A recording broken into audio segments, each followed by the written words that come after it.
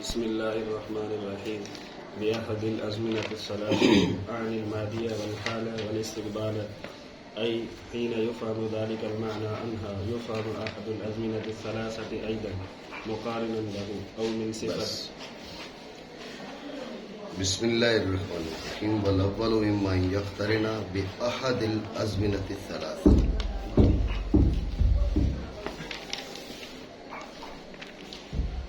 پہلی قسم کی تقسیم کہ وہ یا اس کے معنی تین زمانوں میں سے کسی ایک کے ساتھ ملے ہوئے ہوں گے یا ملے ہوئے نہ ہوں. ذہن میں رکھیں کہ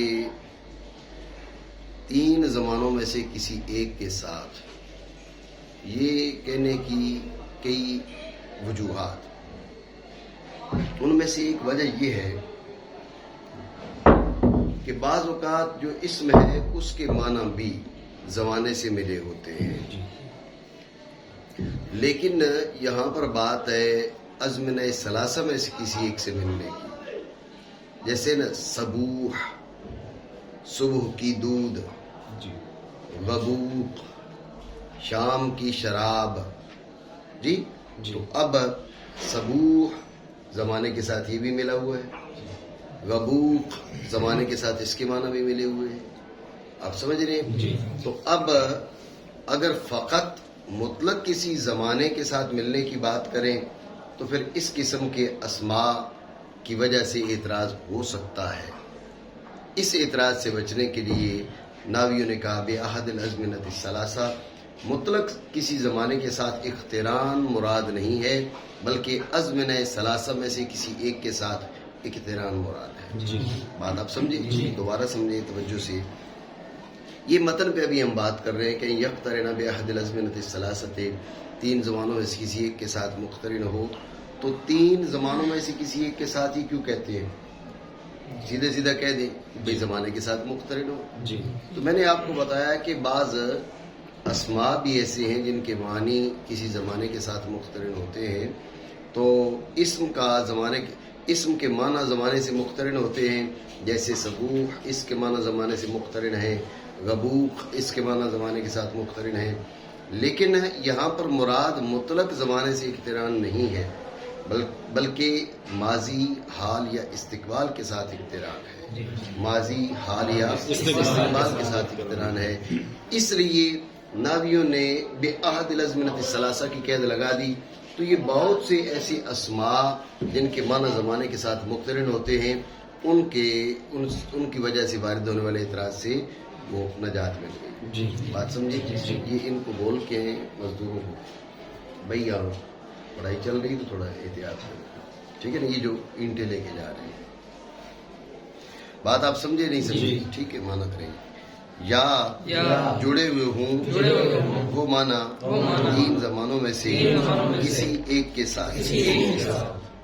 ازمنہ ثلاثہ سے کیا مراد ہے؟ ماضی، حال، استقبال. یہ بات واضح ہے. یعلم ما بین ایدینا وما خلفنا وما بین ذلک، ما بین ایدینا وما خلفنا وما بین ذلک. ٹھیک ہے، تو یہ قرآن عظیم سے بھی معلوم ہو رہا ہے کہ زمانے تین ہیں. ما بین ایدینا ایک، وما خلفنا دو، وما بین ذلک تین.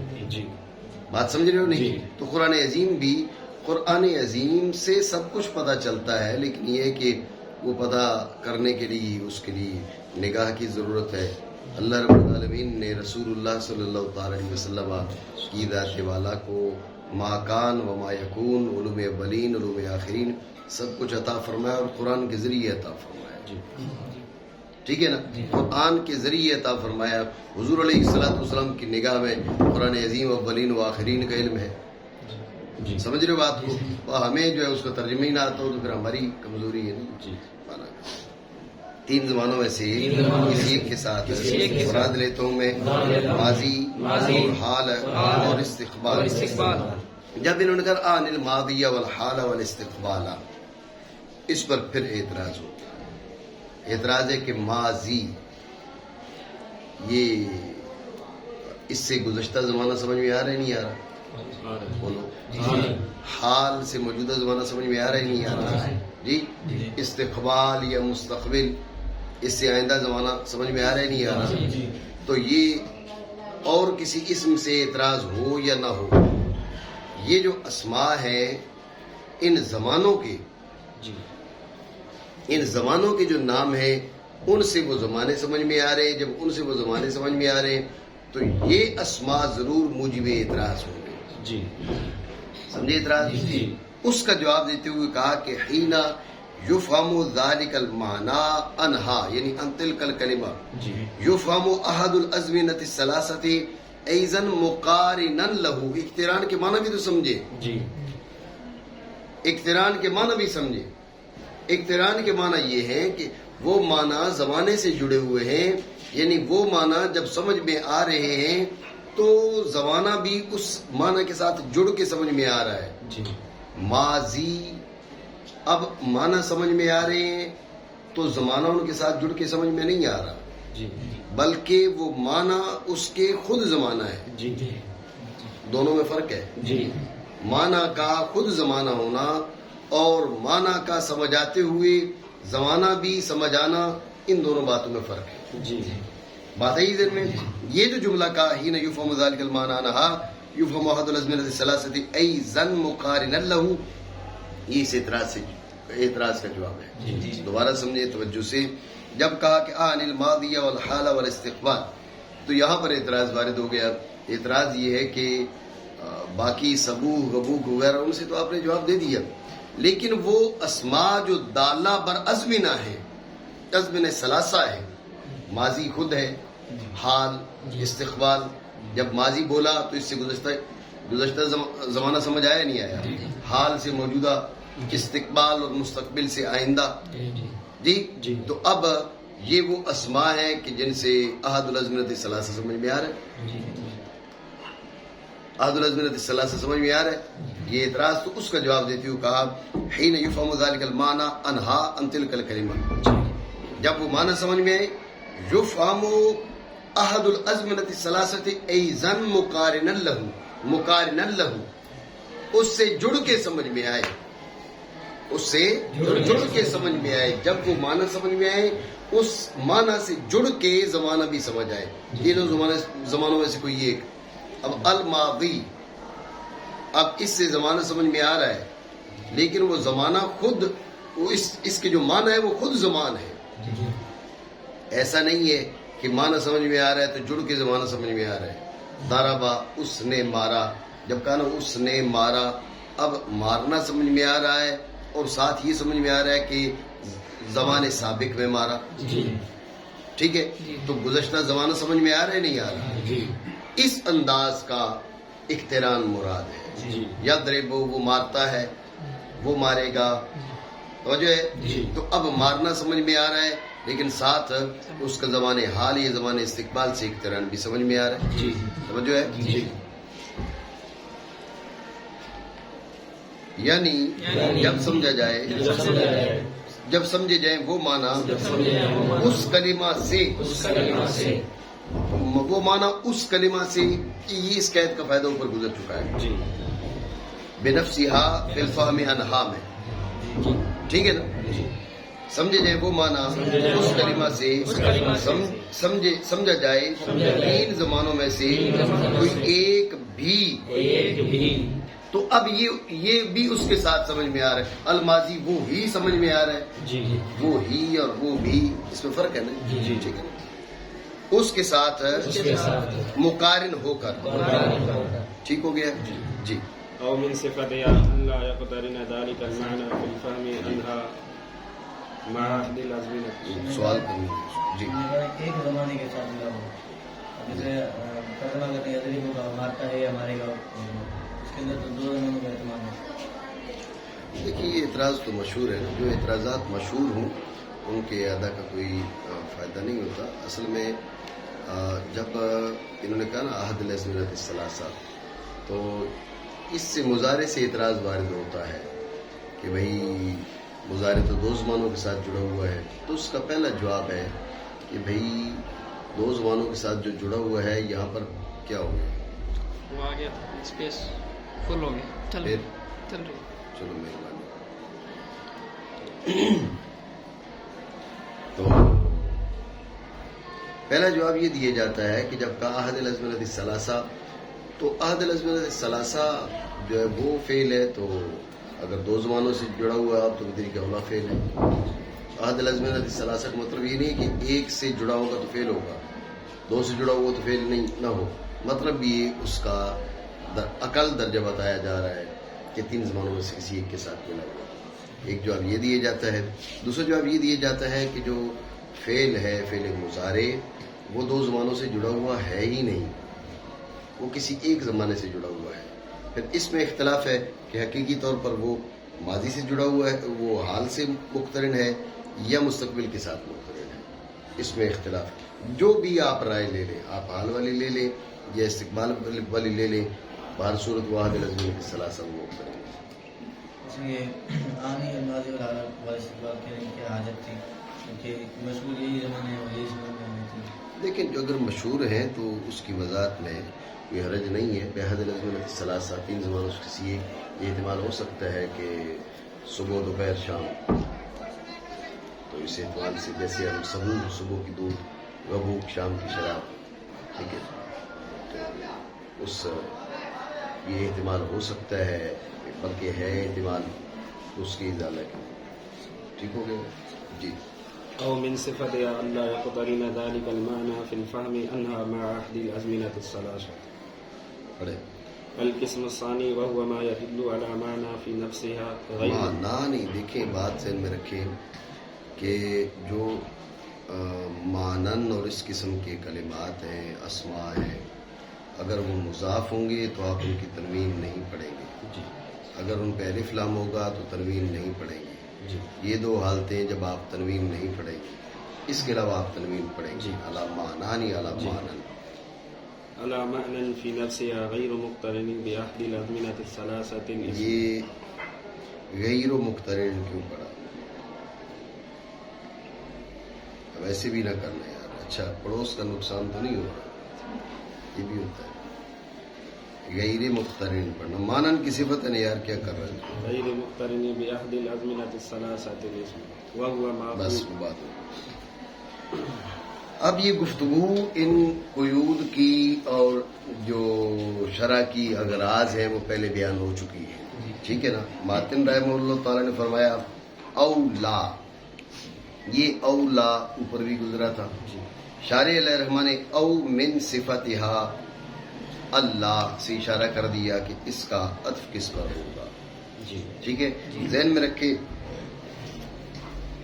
ما قبل میں اولا میں کیا کہا تھا؟ او من صفتها اللہ تدل، جی او من صفتها اللہ تدل، وہاں سے اس بات ظاہر ہو رہی تھی کہ اس کا عطف ہے ما قبل میں ان تدل علی معنی فی نفسها، جی ٹھیک ہے نا، اس کے ساتھ یہ متعلق ہے، تو لہٰذا وہ عبارت ساتھ لگے گی اولا، یعنی او اللہ تدل علی معنی فی نفسها۔ جی یہاں پر بھی اولا، ماتن رحمہ اللہ تعالیٰ نے فرمایا اولا، تو شاعر نے کیا فرمایا؟ او من صفتها اللہ یقترن ذلک المعنی، یعنی اس کا تعلق یہ جو اما یقترن ہے اس کے ساتھ ہے، جی وہاں ان تدل کے ساتھ، یہاں پر ان یقترن کے ساتھ، جی سمجھ رہے آپ؟ وہاں پر ان تدل کے ساتھ، لہذا وہ عبارت ساتھ آ کے لگی تھی، یہاں ان یقترن کے ساتھ یہ عبارت ساتھ لگے گی۔ عطف کا قاعدہ میں نے آپ کو ایک سے زائد بار بتایا کہ معطوف علیہ والی عبارت ہٹ جاتی ہے، معطوف علیہ والی عبارت ہٹ جاتی ہے اور اس سے پچھلی عبارت معطوف کے ساتھ جڑ جاتی ہے۔ جاء زید و عمر، جب عمر کا عطف زید پر جب ڈالا جائے تو زید ہٹ جائے گا۔ اب جاء زید، زید ہٹ گیا، یہاں پر عمر لگائیں، عمر لگ گیا تو جا اس کے ساتھ ہے جاء عمر۔ بات سمجھے؟ بات سمجھ رکھے۔ آپ کس کو کیا سمجھا کر آئے؟ کیا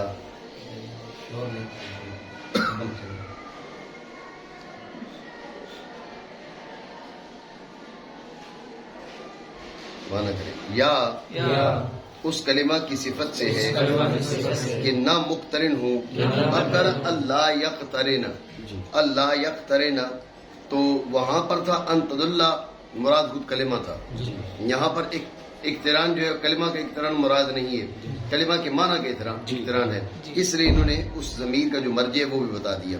نہ مقترن ہوں وہ معنی اس کلمہ سے سمجھ آنے میں الفہم انہا، یہ قیدوں کے فائدے اوپر گزر چکے ہیں. ٹھیک ہے نا جی. 3 زمانوں میں سے کسی ایک کے ساتھ، ٹھیک ہے نا. او من صفاتیا اللہ یقترنا ذالک المعنی فی الفہم انہا ما عہد الازمنۃ الثلاثہ، یہ ہو گیا. اب جو ثانی ہے القسم الثانی، الثانی پر وہی سوال جو ما قبل میں گزرا اور اس کا موصوف القسم نکال کے اس وہی جواب دے دیا. بعض گفتگو پہلے ہو چکی ہے یا نہیں ہوئی؟ اس دن آپ ادھر ہی تھے، صحیح، یہ بھی پتہ نہیں ہوتا چھٹی پہ ہو. قسم ثانی، اب یہ قسم ثانی کی نشاندہی کر دی اور کوئی بات نہیں، اور وہ ہے جو دلالت کرے اوپر ایسے معنی کے جو کلمہ کی ذات میں ہوں، نہ جڑے ہوئے ہوں 3 زمانوں میں سے کسی ایک کے ساتھ. الثانی الاسم، قسم ثانی کیا ہے؟ اسم. قسم ثانی کیا ہے؟ معنی قسم ثانی اسم ہے. بات سمجھے؟ ہاں جی. دیکھیں نا، فی نفسہا غیر مقترن، بات ہم 2 سبق گزر گئے اس میں، بھئی یہ اقتران اور عدم اقتران معنی کی صفت ہے، تو وہ ابھی تک تمہیں اندازہ نہیں ہوا کہ بھئی معنی کی صفت ہے. جی. وهو ماخوذ من السمع وهو العلو لاستعلائه على أخويه حيث يتركب منه وحده الكلام. کیا ہو گیا آپ کو؟ وحدہ الکلام، وحدہ ہے، وحده الكلام دون أخويه. وقيل من الاسم وهو العلامة لأنه علامة على مسمى. علامت علی مسمى. توجہ ہے آپ کی؟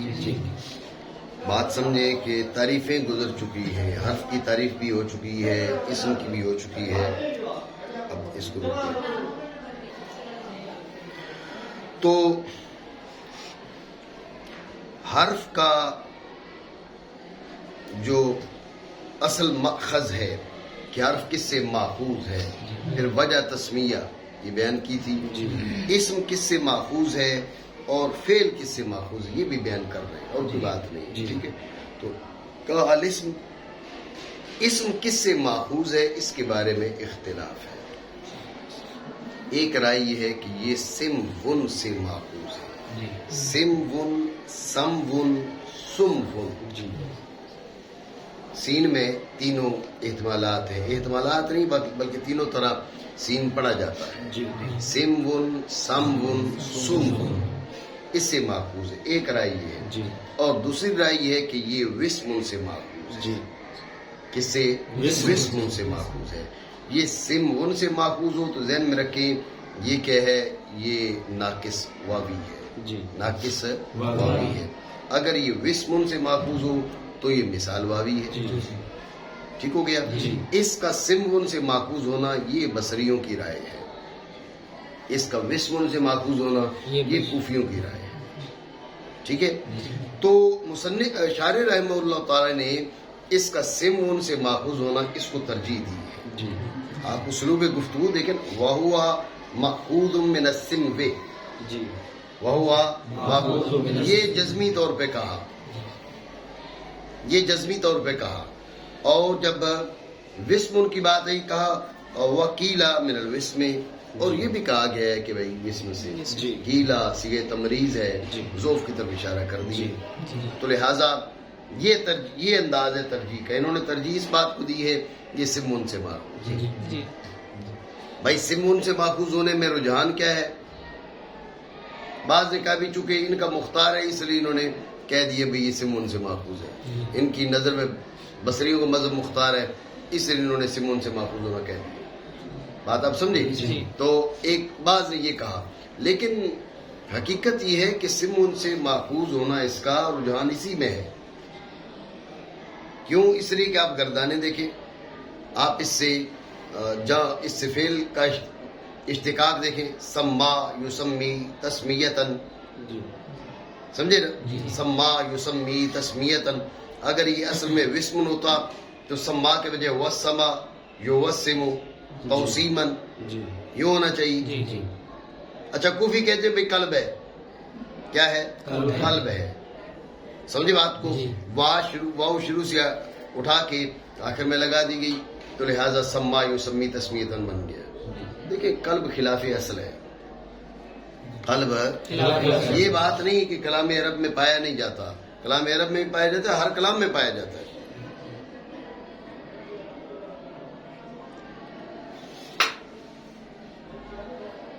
कल्ब जो है वो हर जबान में कल्ब पाया जाता है। ये कल्ब उसके की इसबाब होते हैं। भाई आप कसरत इस्तेमाल से लफ्ज कुछ था, उससे कुछ इस्तेमाल होना शुरू हो गया। बुल्ले शाह रहमतुल्लाह ताला अलैह का नाम है सैयद अब्दुल्ला शाह। हजरत बुल्ले शाह अलैह रहमा का नाम है सैयद अब्दुल्ला शाह, ठीक है। तो हजरत सैयद अब्दुल्ला शाह से बुल्ले शाह बन गया, समझे। तो इस तरह ये जो है ना, वो यहाँ कल्ब तो नहीं है, लेकिन मैं आपको ये बता रहा हूँ कि नाम जो है वो कभी इख्तिसार के लिए, कभी आसानी के लिए कुछ उर्फ रख लिए जाते हैं वगैरह वगैरह। इस तरह नामों में तब्दीली होती रहती है।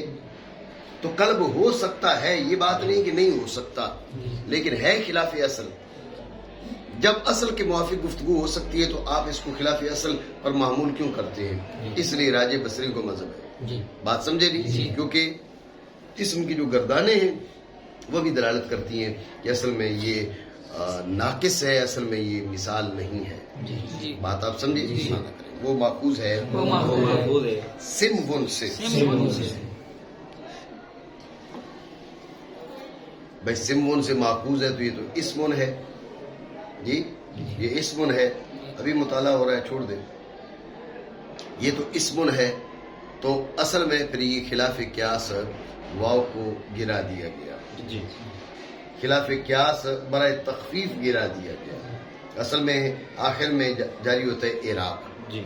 जब आखिर में इराब जारी होता है, तो अब वाव पर इराब सकील, तो वाव को ज़फ कर दी, मीम पे जारी करते हैं जी। मीम साकिन था, ठीक है। तो साकिन पर कैसे इराब जारी करें? सीन की हरकत इसको दे दी गई, ठीक है। सीन की हरकत इसको दे दी गई ताकि इस पे इराब जारी हो सके जी। अब सीन साकिन हो गया, इब्तिदा कैसे हो? हमजा बसरी शुरू में ले आए, इस्मुन हो गया। बात समझे? माखूज है सिमवुन से। अब सिमवुन के लोगवी माना क्या है? सिमवुन के लोगवी माने उलूफ, बुलंदी जी। सवाल ये है कि फिर इस्म को इस्म क्यों कहा जाता है? जैसे हर्फ था तरफ, तो फिर हर्फ को हर्फ क्यों कहा जाता है? तो इस्म को इस्म क्यों कहा जाता है? कहते लिस्ते ला ही अला अखबई है। असल में यहाँ पर कलिमे हैं तीन, इस्म फेल हर्फ जी। इस्म फेल हर्फ। अकेले फेल से कलाम मुरक्कब नहीं होती, अकेले हर्फ से कलाम मुरक्कब नहीं होती, अकेले इस्म से कलाम मुरक्कब हो जाती है। तो ये दोनों पर आली हुआ ना जी। दोनों पर बुलंद हुआ। उस बुलंदी की वजह से इसे क्या कहा जाता है? इसे इस्म कहा जाता है। और ये भी कहा जा सकता है भाई ये मुसनद और मुसनद अलैह दोनों हो सकता है जी। इस अंदाज में भी आप कह सकते जी। हैं। और मुसनद और मुसनद अलैह दोनों होना न फेल की शान है न हर्फ की शान है। हर्फ तो कुछ भी नहीं हो सकता, फेल कम अज कम मुसनद तो हो सकता है, मगर कलाम के दोनों जो जुज़े मकसूद होते हैं वो बनना सिर्फ इस्म की शान है। ये अल्फाज बदलने की बात वही है कि अकेले कलाम मुरक्कब कर रहा हो, अकेले कलाम मुरक्कब न कर रहा। बात अब समझे नहीं? बस उसके बुलंद होने के अपने अखवैन पर, अखवैन से मुराद है फेल और हर्फ। अखवैन से मुराद क्या है? फेल और हर्फ। समझियो बात? तो आप कहोगे भाई ये इसके भाई कैसे हो गए? भाई ये एक माँ बाप से थोड़े पैदा हुए जी। तो ये जो भाई का इतलाक है ये मुशाबे और मुमासिल पर भी किया जाता है जी। इसीलिए जब इन्होंने नारा लगाया ना भाई अली मुआविया भाई भाई, तो हमने इस पर इतराज किया। ये मसला ज़हन में रखें, ठीक है ना। हज़रत मुआविया रज़ियल्लाहु ताला अन्हु साहबी रसूल है, और एक साहबी एक साहबी के लिहाज से उनकी इज्जत अजमत ये ज़रूरी है, लाजिम है। लेकिन हज़रत सैयद मौला अली करमल्लाहु ताला वजहु करीम जो है, वो अगर हम दराजात की बात करें तो मौला अली रज़ियल्लाहु ताला अन्हु का दर्जा तो मतलब वो हमारी समझ से बालातर है, ठीक है ना। ہماری سمجھ سے ہی بالا تر ہے سیدنا مولا علی مشکل کشا رضی اللہ عنہ کا درجہ. حضرت آدم علیہ السلام کے دور سے لے کر حضرت مولا علی کے دور تک اور پھر مولا علی کے دور سے لے کر قیامت تک جس ولی کو ولایت ملی وہ مولا علی کے صدقے ملی. یہ سنیوں کا عقیدہ باست، یہ سنیوں کا ہے، ہاں یہ رافضیوں کا نہیں ہے. ٹھیک ہے. تو حضرت مولا علی کی ولادت سے قبل آپ کی روح شریفہ کے واسطے سے ولایت تقسیم ہوا کرتی تھی. مولا علی کا درجہ کو معمولی ہے، ٹھیک ہے، لیکن حضرت معاویہ رضی اللہ عنہ صحابی رسول ہے. بے ادبی نہیں چاہیے، بے ادبی کی کوئی اجازت نہیں، نہ کرے نہ کرنے دیں، لیکن کلمات مشعرہ بالمساوات کی بھی اجازت نہیں ہے. ٹھیک ہے. سب سے پہلے علی معاویہ بھائی بھائی یہ نعرہ خارجیوں نے لگایا، سمجھ رہے ہو نا؟ یہ نعرہ سب سے پہلے خارجیوں نے لگایا. جب سب سے پہلے خارجیوں نے لگایا تو تم نے ان سے لیا کیوں ہے؟ یہ بتاؤ نا. تمہارا رستہ کدھر جا چکا ہے؟ تم کدھر منہ موڑ چکے ہو؟ میری بات سمجھ رہے ہو؟ علی معاویہ بھائی بھائی یہ نعرہ خارجیوں نے ہی لگایا، خارجیوں نے لگایا. اس کے بعد انہیں جب یہ سمجھ آئی کہ ہم نے بھی یہ نعرہ لگانا ہے، ابھی چند سال سے یہ لوگ بھی نعرہ لگا رہے ہیں. ٹھیک ہے. تو یہ بات ذہن میں رکھے. اردو میں بھی بھائی کے معنی مساوی اور مشابہ کے ہوتے ہیں. یہ بات اخوین پہ آئی ہے، یہ صرف عربی میں نہیں. آپ اردو کی لغات اٹھا کے دیکھ لیں، بھائی بمانا مشابہ اور مساوی کے آتا ہے. تو جب یہ معنی سب سے پہلے اس معنی کا ایہام ہے، دوسرے آپ امپورٹ کیوں کر رہے خارجیوں سے؟ جب اس معنی کا ایہام بھی ہے اور مولا علی اور حضرت معاویہ مساوات کا تصور ہی نہیں، جو مساوی سمجھے وہ خارجی ہے. ٹھیک ہے. ہم تو اعلی حضرت علیہ رحمہ کی فکر کے قائل ہیں. آپ نے فرمایا کہ بھائی اگر بات درجات کی ہو، حضرت معاویہ صحابی رسول ہیں، لیکن درجات کی بات ہو تو حضرت مولا علی رضی اللہ عنہ کا مقام اتنا بڑا ہے. میں فتاوی رضوی میں جو مذکور اس کا حاصل بتا رہا ہوں کہ بھائی برق رفتار گھوڑے سال ہا سال حضرت معاویہ کے جو ہے وہ مقام سے آگے مولا علی کے مقام کی جانب سفر کرتے رہے نا، تو مولا علی کے مقام کو نہیں پہنچ سکتے. اس لیے خالی جو ہے نا یہ جی ہم صحابہ کو مانتے ہیں، ہم فلاں کرتے ہیں، گر فرق مراتب نہ کو نہیں، زندگی کی فرق مراتب ضروری ہے. آپ صحابہ کو مانے، حضرت سیدنا صدیق اکبر کو افضل الناس بعد الانبیاء نہ مانے تو بدعقیدہ بندہ نہیں ہو جائے گا. جی ہم سارے صحابہ کو مانتے ہیں، سارے صحابہ کو مانتے ہیں، جو جتنا ہے اس کو اتنا ماننا. یہ کون سا طریقہ ہے جی ہم سارے صحابہ کو مانتے ہیں؟ بھائی سارے صحابہ کو ماننے کا کیا مطلب ہے؟ سارے نبیوں کو مانو، حضور کو افضل البشر نہ مانو، حضور کو افضل الانبیاء نہ مانو، تو بتاؤ کہ یہ کیا اہل سنت کی فکر ہے؟ نہیں.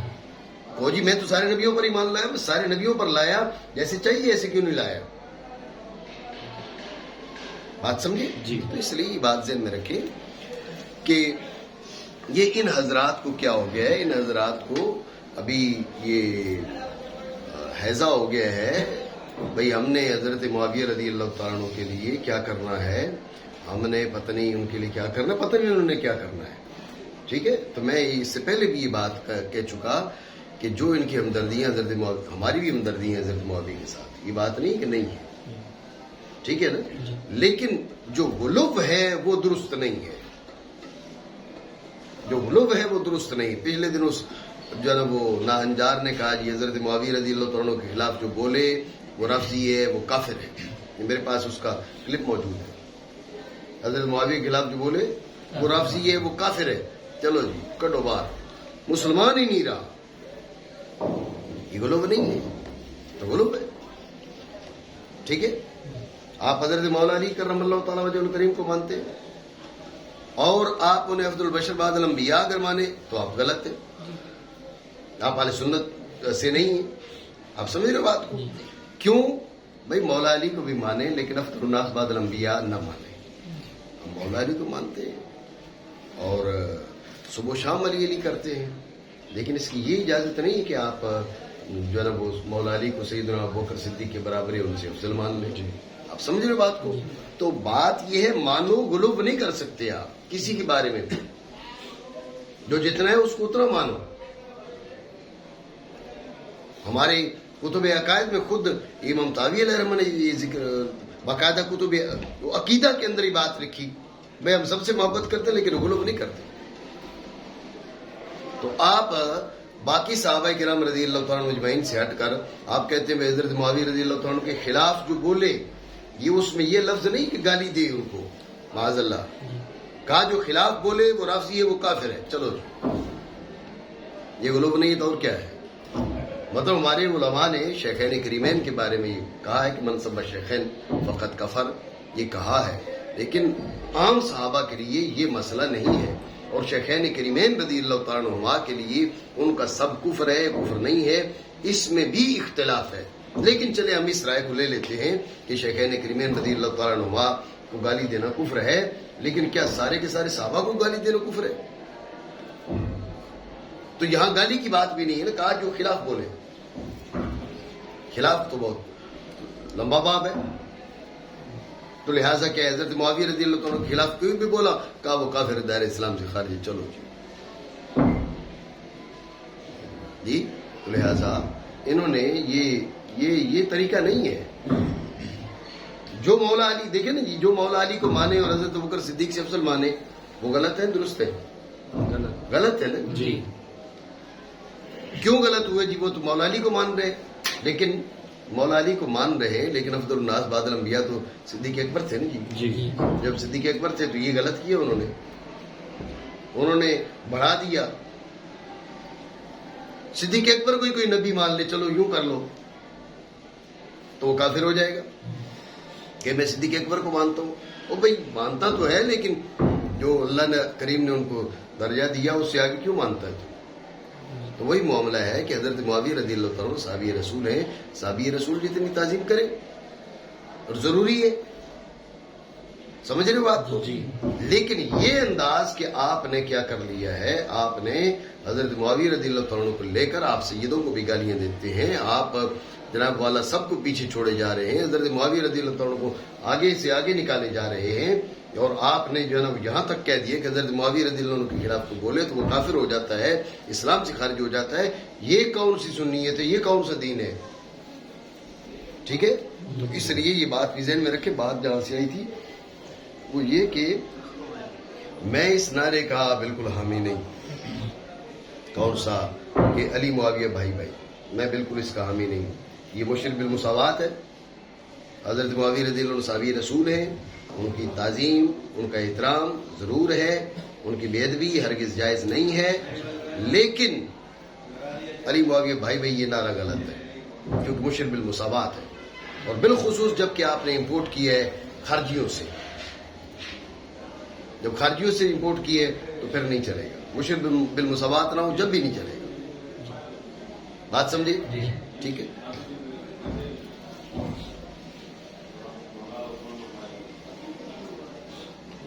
اب تو سائلنٹ ہو گئے ہیں بس. اب اس کے بلند ہونے کے اپنے اخوین پر. اب سوال یہ کہ آپ نے کیا کہا کہ وہ اخوین پر بلند ہے. آپ لکھیں ضرب زید، دونوں مساوی ہیں. جی. اب زید تھوڑا اوپر کر کے تو نہیں نکلا ہوا ہوتا جی. ضرب زید امرا فی الدار. اب چلو فی بھی آگے اس کے اندر. اب اسم جو ہے وہ اپنے فعل اور حرف سے اوپر اٹھے ہوئے، ایسا تو کچھ بھی نہیں ہے جی. جی. تو سوال یہ کہ کلام میں اصطلاح واضح تو نہیں ہے. جی. تو اس کا جواب دیتے ہوئے کہا کہ یہاں پر اصطلاح سے مراد اصطلاح حصی نہیں ہے، یا اصطلاح سے مراد ہے کہ اکیلے فعل وہ کلام مرکب نہیں کر سکتا، اکیلے حرف کلام مرکب نہیں کر سکتا، اسم اکیلے کلام مرکب کر سکتا ہے. کیونکہ اسم اکیلے کلام مرکب کر سکتا ہے، اس لحاظ سے اصطلاح مراد ہے. جی. بات سمجھے؟ یعنی اصطلاح حصی مراد نہیں ہے، کیونکہ مرکب ہو سکتی ہے اسم سے اکیلے کلام، نہ کہ اس کے اخوین. توجہ ہے؟ جی. اعتراض یہ اکیلے کلام تو کسی سے مرکب نہیں ہوتی. جی. کلام کے اندر کم از کم مسند اور مسند علیہ دو چیزوں کی ضرورت ہے. جی. جیسے اکیلے حرف سے کلام مرکب نہیں ہوتی، اکیلے فعل سے مرکب نہیں ہوتی، اکیلے اسم سے مرکب نہیں ہوتی. زیدن زیدن زیدن زیدن سارا دن کہتے رہے کلام مرکب نہیں ہوگی جی جب تک کہ اس کے ساتھ مسند نہیں ملائیں گے. جی اعتراض سمجھے نہیں؟ تو اس کا جواب یہ ہے کہ یترکب منہ وحدہ، یہاں پر مراد وحدہ سے مراد نہیں کہ بشخص ہی، مراد ہے بے نوعہ. کیا؟ بے شخص ہی مراد نہیں کہ بے شخص ہی وہ کلام مرکب کر لیتے، نہیں، بے نوعہ ہی مرکب کر لیتا ہے. شخص اس کے ایک سے زائد ہوں گے، ایک مسند بنے گا، دوسرا مسند علیہ بنے گا. آپ سمجھ رہے ہو بات؟ جی ایک رائے یہ ہے کہ یہ بنا ہے وسم سے. جی اب وسم سے اسم بننا یہ بالکل آسان ہے، یہاں تک تو آسان ہے، لیکن باقی جو کلمات ہیں سما یسمی تسمیتن وغیرہ وہ اس کے خلاف ہے. جی اس لیے اس کو قیلہ کے ساتھ ذوف کی جانب اشارہ کیا. یہ جو کہتے ہیں یہ وسم سے بنا، یہ واو کو کیا کر دیا ہم نے، واو مکسورہ کلام کی ابتدا، اس کو حمزہ سے بدل دیا تو وسم سے اسم ہو گیا. ذہن میں رکھیں جو سمون سے مانتے ہیں ان کے نزدیک حمزہ وصلی ہے، ٹھیک ہے، اور جو اسم کو وسم سے مانتے ہیں ان کے نزدیک حمزہ وصلی نہیں ہے، حمزہ اصلی ہے اور واو سے بدلا ہوا ہے. بات سمجھی؟ اور کہا گیا ہے وسم سے. ہاں تو وسم کے معنی علامت کے ہیں، یہ اپنے مسمى اور اپنے معنی کے لیے علامت کا کام دیتا ہے، اس لیے اس کو اسم کہا جاتا ہے. جی سمجھے؟ بعض حضرات نے یہ بھی اعتراض کیا کہ بھئی آپ اس کو وسم سے مانتے ہیں، یہ مسمى کے لیے علامت ہے، فعل بھی اپنے معنی کے لیے علامت ہے، حرف بھی اپنے معنی کے لیے علامت ہے، تو پھر اسم کیوں؟ پھر اسم ہی کو آپ اسم کیوں کہتے ہیں؟ فعل کو بھی اسم کہیں، حرف کو بھی اسم کہیں. اعتراض سمجھے نہیں؟ یہ وجہ تسمیہ پر اعتراض ہے. کوفیوں نے کہا بھئی یہ بنا ہے وسم سے، بات پہ توجہ دینا، یہ بنا ہے وسم سے، یہ بنا ہے وسم سے، تو پھر اس کو اسم کیوں کہا جاتا ہے؟ کہا لأنہ علامۃ علی مسماہ، یہ اپنے مسمى پر علامت ہے، مسمى کے لیے علامت ہے. اعتراض یہ تو کوئی بات نہ ہوئی، فعل بھی اپنے معنی کے لیے علامت ہے، حرف بھی اپنے معنی کے لیے علامت ہے، پھر ان کو بھی اسم کو. اعتراض بنا نہیں؟ یہ اعتراض ہے. تو اس کا جواب سمجھے کہ بھئی وجہ تسمیہ میں جامعیت اور معنیت شرط نہیں ہوتی، یہ تعریفوں میں جامعیت معنیت شرط ہوتی ہے. جی اس کا نام کیا ہے؟ جو اویس. اویس کیوں نام رکھا؟ کوئی بھی سوچ ہوگی والدین کی، بھئی وہ سوچ کے دوسرے بیٹے کے بارے میں نہیں کی، اس کا نام کیوں نہیں اویس رکھا؟ بھئی یہ کون سی بات ہے؟ آپ سمجھ رہے؟ تو وجہ تسمیہ میں جامعیت معنیت شرط نہیں ہوتی، جامعیت اور معنیت تعریفوں میں لازم ہوتی ہے، یہ وجہ تسمیہ ہے. ٹھیک ہے نا؟ معترض نے کیا کہا؟ بھئی یہ وجہ تسمیہ درست نہیں ہے. علامت کی بات کرتے ہو تو فعل بھی تو علامت ہے اپنے معنی کے لیے، حرف بھی علامت ہے اپنے معنی کے لیے. اعتراض کیا تو اس کا جواب یہ ہے کہ بھئی وہ علامت ضرور ہے، لیکن یہ وجہ تسمیہ بیان ہو رہی ہے، وجہ تسمیہ میں جامعیت معنیت شرط نہیں ہوتی. بات آئی ادھر میں؟ اور کہا گیا ہے وسم سے اور وہ علامت ہے، تو پھر اس کو اسم کیوں کہا جاتا ہے؟ کیونکہ وہ علامت ہے اپنے مسمى پر.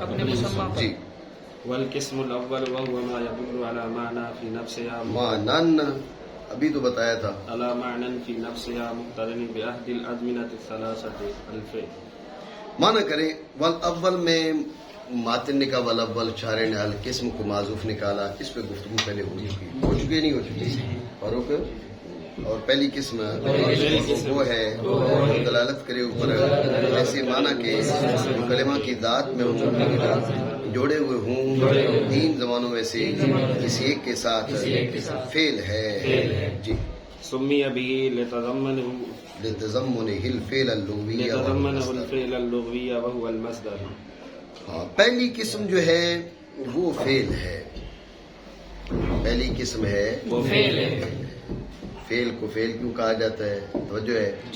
کہا سمی به لتضمنه الفعل اللغوی، فعل کو فعل کیوں کہا جاتا ہے؟ کہا فعل کو فعل اس لیے کہا جاتا ہے کہ یہ فعل لغوی کو متضمن ہوتا ہے. یہ متضمن فعل لغوی متضمن، یہ متضمن فعل لغوی متضمن. تسمیت कुल बिस्मिल जुज। समझ रहे हो बात नहीं? मजाज के इलाकों में से एक इलाका ये भी है, ये तस्मीयतुल कुल बिस्मिल जुज। ये है कुल, इसका जुज है फेल लुगवी। इसका जुज क्या है? फेल लुगवी।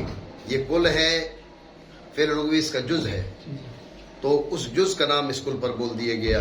ये मजाज के इलाकों में से एक इलाका, इसलिए इसको फेल कहा जाता है। बात आसान सी, नाम रखा गया फेल के साथ बसबब इसके मुज़म्मिन होने की फेल लुगवी को। सवाल ये फेल लुगवी क्या है? कहा वो मस्तर है। ज़हन में रखना, लुगत में फेल बोला जाता है मस्तर को।